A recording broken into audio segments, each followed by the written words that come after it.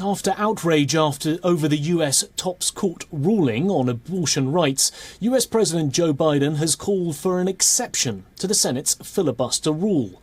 The move would allow Democrats to pass a law for preserving abortion access rights, reversing the recent Supreme Court decision. This despite Democrats' current thin majority and no Republican support.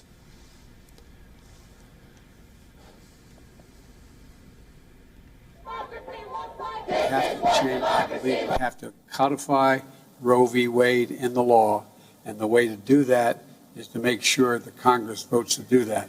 And if the filibuster gets any rights, it should be an exception for this,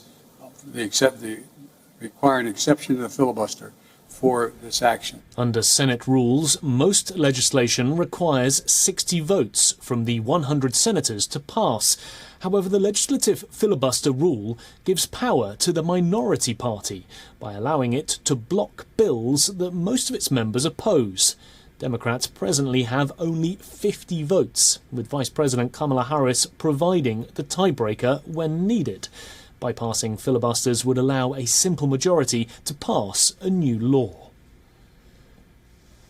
I'll be happy to go in detail with you on that. I'm having a meeting with a group of governors when I get home on Friday, and I'll have announcements to make then. But the first and foremost thing we should do is make it clear how outrageous this decision was and how much it impacts not just on a woman's right to choose, which is a critical piece, but on privacy generally.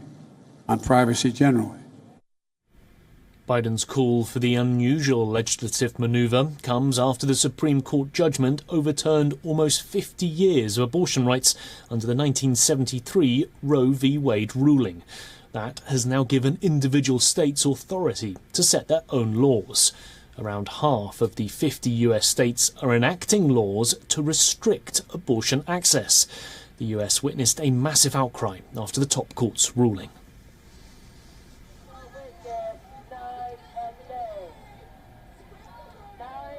We're going to go back to Susan Tarani, who's joining us live from New York City to talk more about this. Susan, it sounds like a strong plan from President Biden, but is it even workable considering that wafer-thin majority that the Democrats hold in the Senate?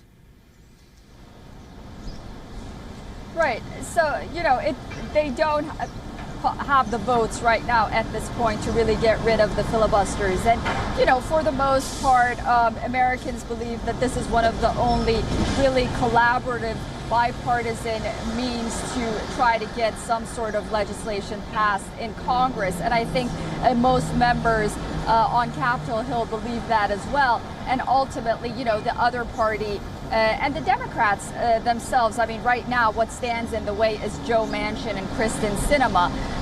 But they're probably thinking that, ultimately, if they go in the minority, then, they won't really have the opportunity to counter what the filibuster is giving them the advantage to do. So, it's probably not going to happen, but the fact that they put it on the table now really why not? makes if there's negotiations a lot harder.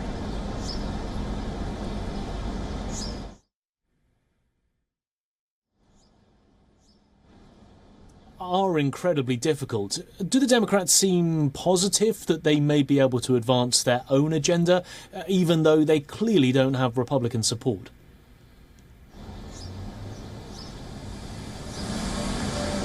Yeah, it is. It's extremely difficult right now, especially after that Supreme Court ruling. But what is clear is that the Democrats will get a jump, at least in voter turnout come the midterm elections. We know that there's going to be a lot of fundraising when it comes to the issue of abortion and privacy, and that'll give them a bump perhaps in participation.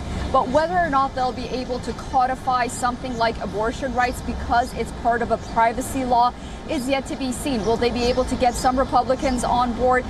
Some are optimistic, others are saying it's harder to do than we discussed, or else they'd be able to do it already. Remember, they did try to put abortion into federal law when that draft was leaked back in May, and they didn't succeed, and that's why they're talking about changing the law to Senate filibusters right now. Susan, thank you. That was Susan Tarani joining us live from New York City.